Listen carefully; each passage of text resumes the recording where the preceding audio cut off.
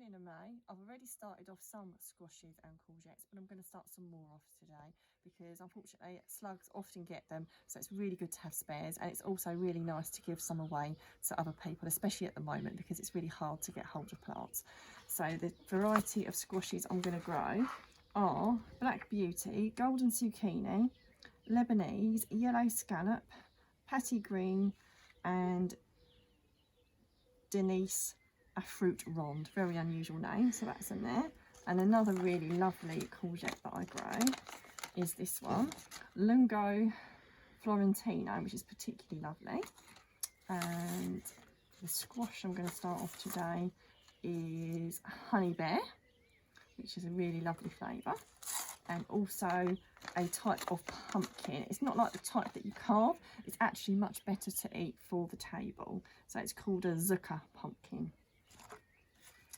And that's just some spare ones there. So let's get started. So first of all, I've got some compost here. This compost is mixed with some core. That's a kind of like a core block that you soak in water, and it's also mixed from some of the soil in my ground. I'm mixing it because at the moment it's really hard to get hold of compost, so I want it to go a little bit further. So make sure there's no lumps in it and fill the pots. Now the method for planting all of these different types of squash and pumpkin are all exactly the same, so I don't need to go through every single one with you, but it is exactly identical. So I'm going to do 4 just to demonstrate.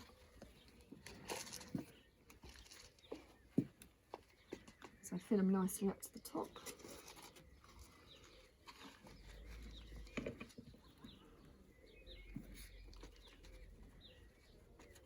There we go.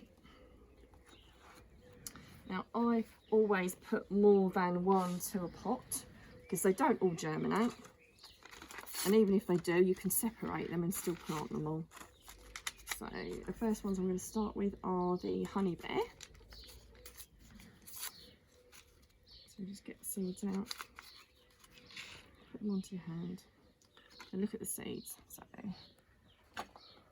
just make a little hole with something. It could be a pen. I've just got a stick that I don't use. I'm going to pop 3 in there.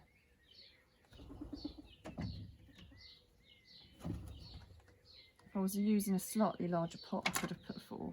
So you just pop them in, and you pop them in about the depth of the actual seed itself.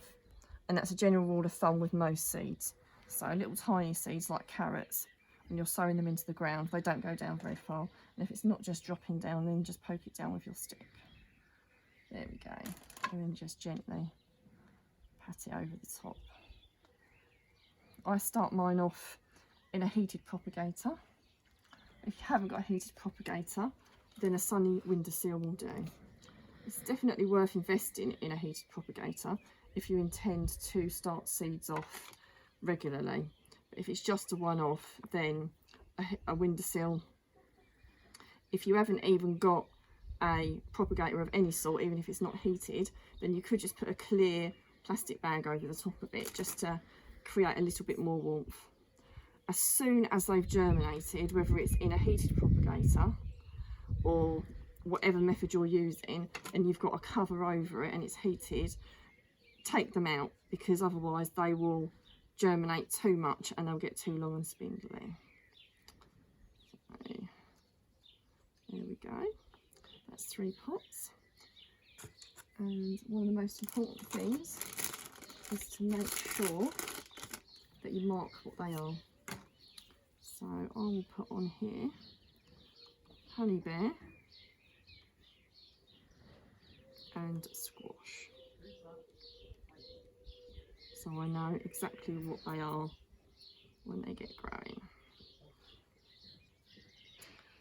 So I hope this has inspired you to get growing. It's something that really does improve your life when you can grow your own produce and know that it hasn't had any chemicals on it. So to see more of what I'm up to, please subscribe to my YouTube channel for further updates.